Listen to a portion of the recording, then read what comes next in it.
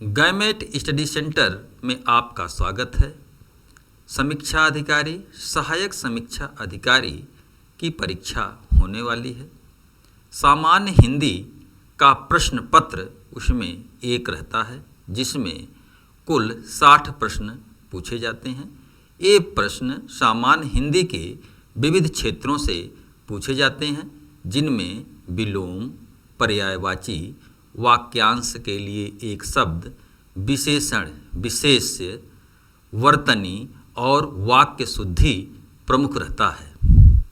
हम सहायक समीक्षा अधिकारी के सामान्य हिंदी के प्रश्न पत्र के लिए एक अभ्यास प्रारंभ करने जा रहे हैं।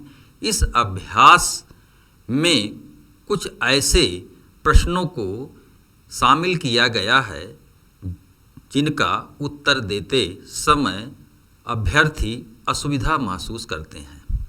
हम प्रत्येक विषय वस्तु से 5 से लेकर के 10 प्रश्नों को लेंगे, उनका व्याख्या करेंगे, उनका अर्थ समझाएंगे। तो आइए हम क्रमशः देखते हैं कि वे क्या हैं। सबसे पहले हम आते हैं विलोम शब्द पर। जैसा कि हम जानते हैं कि विलोम शब्द उन शब्दों को कहते हैं कि जो एक शब्द से उल्टा या विपरीत अर्थ को धारण करता है। यहाँ पर कुल 8 शब्द दिए गए हैं और 8 के विलोम शब्द दिए गए हैं। विलोम एकदम सटीक होना चाहिए, इस बात का बहुत ध्यान परीक्षा में प्रश्नों को हल करते समय देना चाहिए। यहाँ पर शब्द है अभिज्ञ। अभिज्ञ का अर्थ होता है कि जो चीज़ जानकारी में हो उसे अभिज्ञ कहते हैं। अभिज्ञ का जो उल्टा होता है वह है अनभिज्ञ। अनभिज्ञ माने किसी विषय वस्तु के बारे में जानकारी ना होना अनभिज्ञ कहलाता है। तो यहाँ पर अभिज्ञ का जो विलोम होता है वह होता है अनभिज्ञ।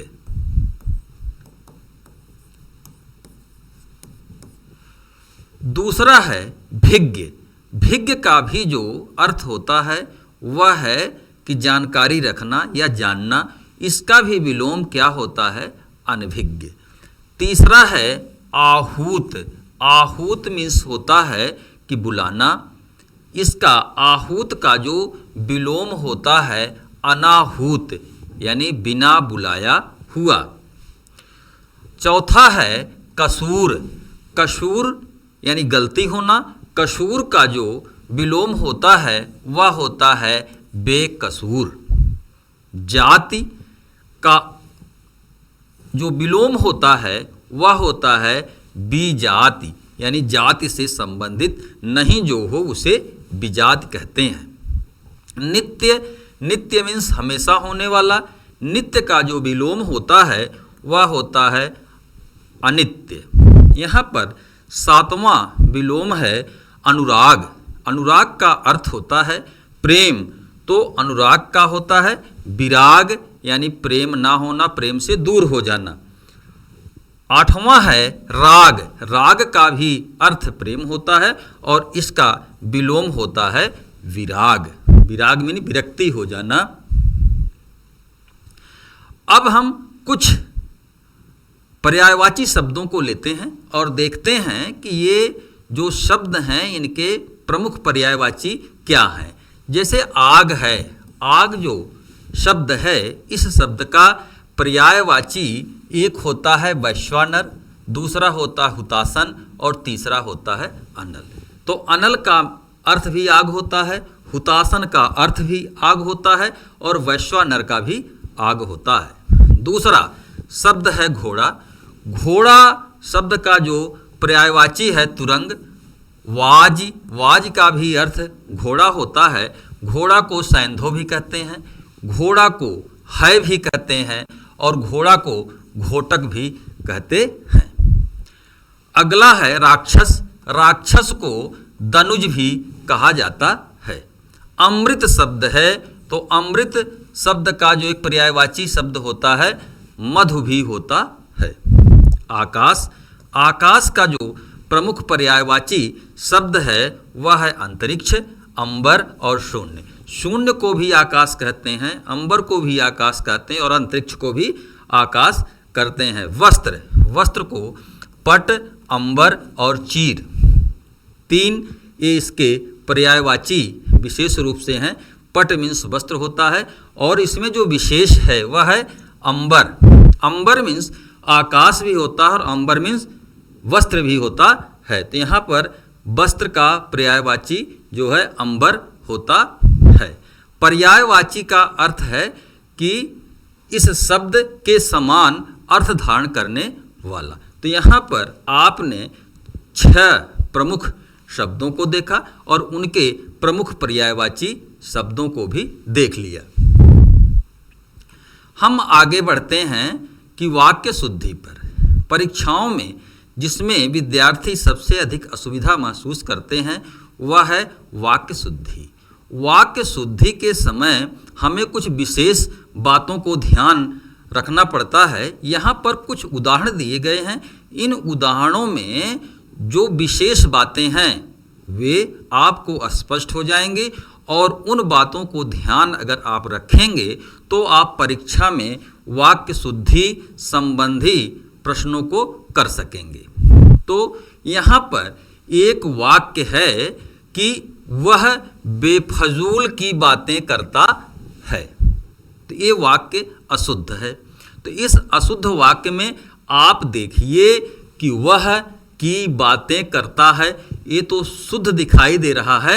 यहाँ पर एक शब्द है बेफजूल। यहाँ पर बेफजूल के आगे जो बे लिखा हुआ है यह बे नहीं होना चाहिए। फजूल कह देने से भी हमें पूरे अर्थ का ज्ञान हो जा रहा है कि वह बेफजूल की बातें करता है, यह अशुद्ध है। यहाँ होना चाहिए वह फजूल की बातें करता है। तो इस वाक्य में कहाँ आपको कमी दिखाई दिया कि यहाँ पर बिना आवश्यकता के उपसर्ग लगा दिया गया है। उपसर्ग आप जानते हैं कि वह शब्दांश जो किसी शब्द के पूर्व में लगकर शब्द के अर्थ में परिवर्तन कर देता है। तो यहाँ पर जो वे लगा, यह चीज़ ध्यान रखना है कि किन्हीं किन्हीं शब्दों में आवश्यकता न होने पर भी उपसर्ग का प्रयोग कर दिया जाता है। अगला है तो उसकी सौजन्यता से यह कार्य संपन्न हुआ। यहाँ पर आप देखिए कि इस वाक्य में आपको गलती कहाँ दिखाई देती है। यहाँ पर एक शब्द है सौजन्यता। सौजन्यता में यदि आप ता हटा दें, ये ता को अगर आप हटा देते हैं तो भी यह वाक्य शुद्ध होगा। तो उसकी सौजन्य से यह कार्य हुआ या उसके सौजन्य से यह कार्य हुआ। तो इसमें ता प्रत्यय अतिरिक्त लग गया है। यहाँ पर प्रत्यय क्या हुआ? अतिरिक्त लग गया। पहले में उपसर्ग अतिरिक्त लगा हुआ था, दूसरे में प्रत्यय अधिक लगा हुआ है।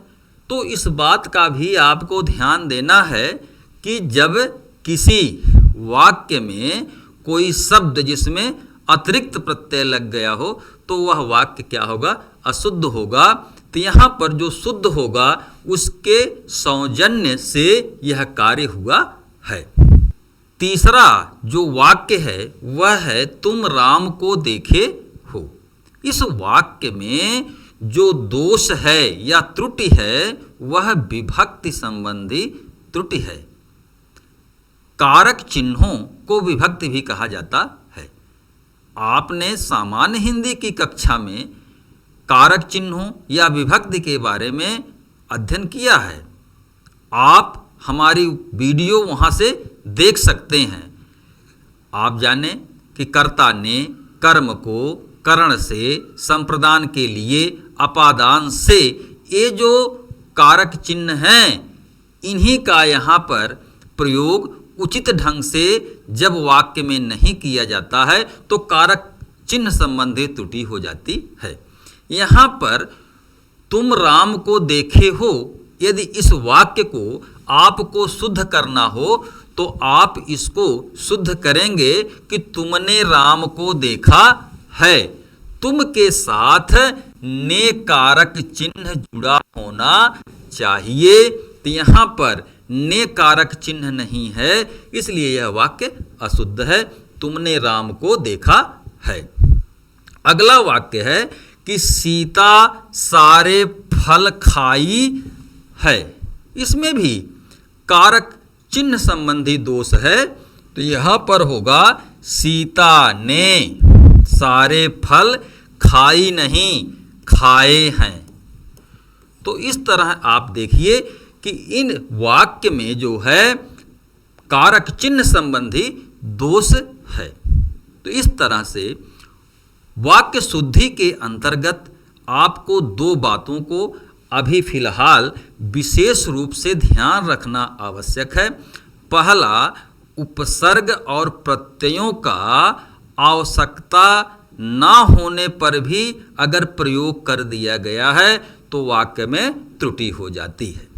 दूसरा, आपने देखा नियम कि कारक चिन्हों का प्रयोग ना किया जाए या उचित ढंग से ना किया जाए तो भी वाक्य में त्रुटि हो जाती है। अब हम आते हैं वर्तनी पर। वर्तनी से संबंधित भी समीक्षा अधिकारी, सहायक समीक्षा अधिकारी में प्रश्न पूछे जाते हैं। वर्तनी के लिए आपको एक बात ध्यान देना जरूरी है कि आप शुद्ध वर्तनी का ही अध्ययन करें। अशुद्ध वर्तनी का यदि आप अध्ययन कर लेते हैं या पढ़ लेते हैं तो परीक्षा में क्या होता है कि शुद्ध और अशुद्ध में आपको भ्रम की स्थिति पैदा हो जाती है। इसलिए यदि आप शुद्ध वर्तनी का अध्ययन बार बार करेंगे तो आपको इस तरह का भ्रम नहीं होगा। यहाँ पर कुछ शब्द हमने लिए हैं जो प्रायः परीक्षा में परीक्षार्थी गलत कर देते हैं। यहाँ पर एक शब्द है कनिष्ठ। तो जो कनिष्ठ शब्द है, यही कनिष्ठ शब्द जो है यह क्या है? शुद्ध है। आप इसको ध्यान से अभ्यास करिए। ठा के स्थान पर कभी कभी टा लगा करके इसको गलत कर दिया जाता है।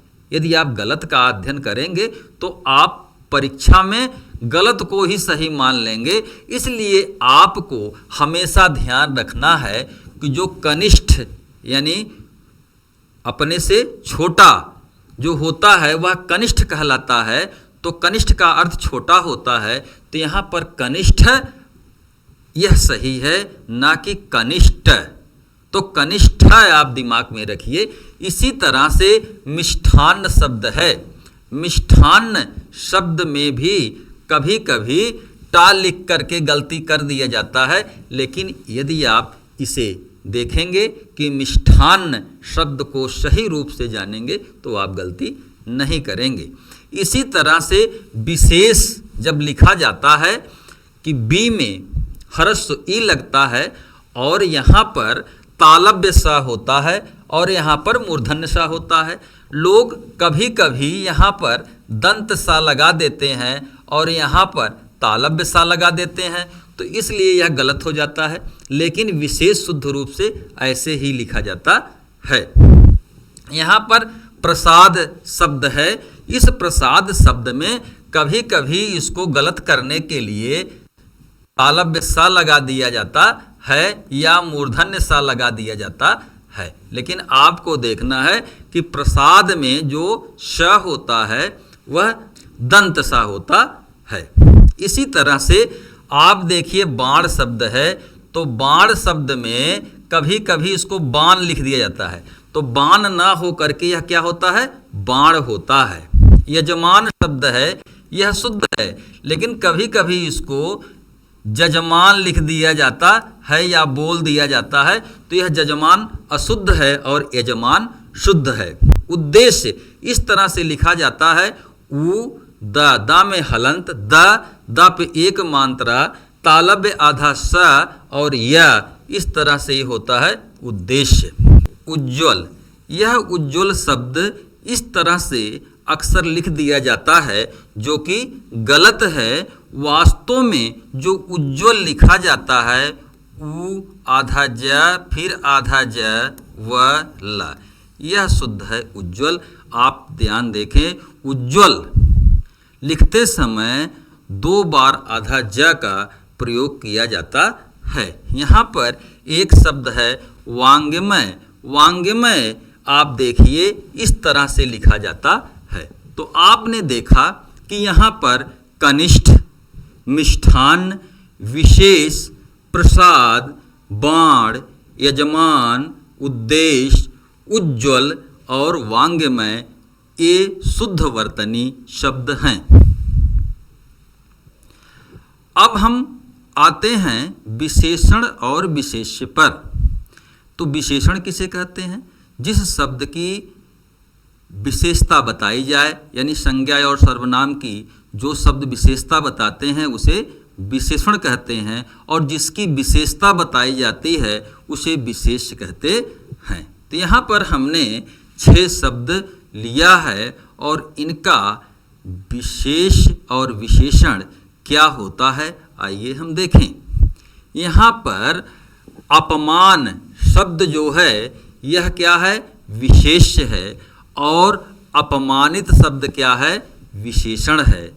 अध्यात्म शब्द विशेष्य है और आध्यात्मिक शब्द विशेषण है। अधिकार शब्द विशेष्य है और आधिकारिक शब्द विशेषण है। अवरोध विशेष्य है और अवरुद्ध यह विशेषण है। अपेक्षा यह विशेष्य है और अपेक्षित यह विशेषण है।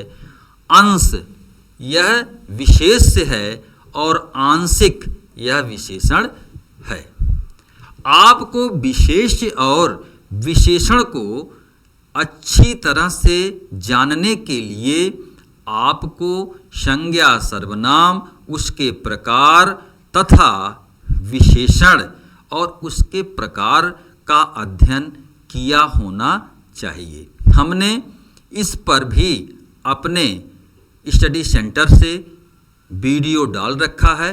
आप वहाँ से विशेषण, विशेष्य और संज्ञा, सर्वनाम के बारे में अध्ययन कर सकते हैं। अब हम आते हैं कि अनेक शब्दों के लिए एक शब्द पर। कुछ शब्द ऐसे होते हैं जिनके स्थान पर अनेक शब्द प्रयोग किए जाते हैं। वाक्य में ज़्यादा भाव गुंफित करने के लिए, पैदा करने के लिए, उसको संक्षिप्त करने के लिए हमें अनेक शब्दों के स्थान पर एक शब्द का प्रयोग करना पड़ता है। समीक्षा और सहायक समीक्षा के अधिकारी के परीक्षा में अनेक शब्दों के लिए एक शब्द से प्रश्न पूछे जाते हैं। हमने कुछ अनेक शब्दों के स्थान पर एक शब्द को लिया है। आप इसे देखिए। एक शब्द है निशीथ। निशीथ को आप याद रखिए कि निशीथ किसे कहा जाता है? आधी रात का समय जो होता है उसे निशीथ कहा जाता है। यानी आधी रात के समय के लिए एक शब्द जिसका प्रयोग किया जाता है उसे निशीथ कहते हैं। यहाँ पर एक शब्द है अकिंचन। अकिंचन का अर्थ होता है निर्धन, दरिद्र या गरीब। अकिंचन का मतलब होता है कि जिसके पास कुछ भी नहीं हो।